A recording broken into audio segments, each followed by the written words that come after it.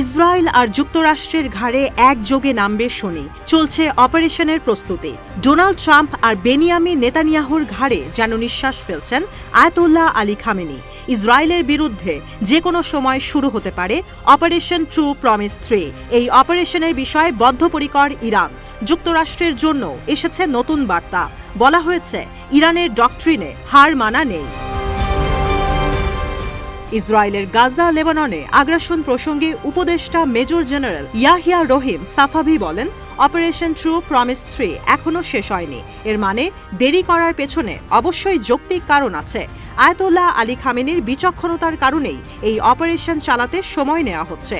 ইরানে কুদস দিবস উপলক্ষে আয়োজিত র্যালিতে অংশ নিয়ে সাফাভি বলেন, আঞ্চলিক প্রতিরোধ অক্ষের বিরুদ্ধে কৌশলগতভাবে ব্যর্থ হয়েছে ইসরায়েল। প্রতিরোধ যোদ্ধাদের সমূলে উৎপাটন করতে গিয়ে ইসরায়েল নিজেই ধ্বংসের দিকে যাচ্ছে বলেও মন্তব্য করেন তিনি।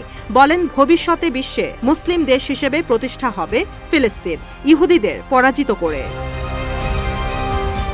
এদিকে যুক্তরাষ্ট্রের জন্য আরেক বিধ্বংসী বক্তব্য দিয়েছেন ইরানের প্রতিরক্ষা মন্ত্রী আজিজ নাসিরজাদে।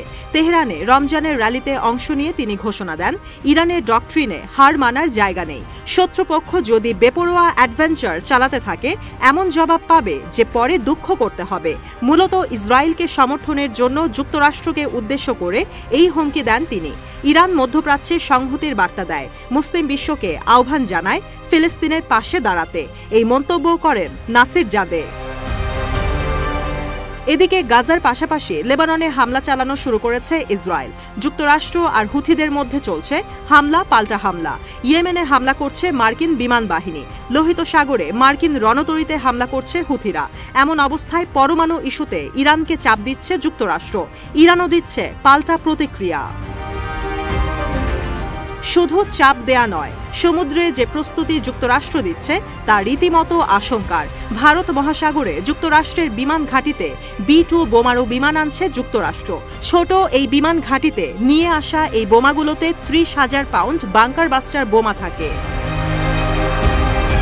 ভারত মহাসাগরে দিয়েগো গার্সিয়া দ্বীপে অবস্থিত বিমান ঘাঁটি থেকে ইরানের পরমাণু প্রকল্পে বোমা হামলা করতে পারে যুক্তরাষ্ট্র। মালদ্বীপ থেকে 700 কিলোমিটার দূরে এই ঘাঁটিতে চলতি সপ্তাহের পুরোটাই B-2 বোমারু বিমান, স্টেলথ যুদ্ধ বিমান নিয়ে আসছে মার্কিন সেনাবাহিনী। এই ঘাঁটি থেকেই পুরো মধ্যপ্রাচ্যে প্রভাব বিস্তার করে যুক্তরাষ্ট্র।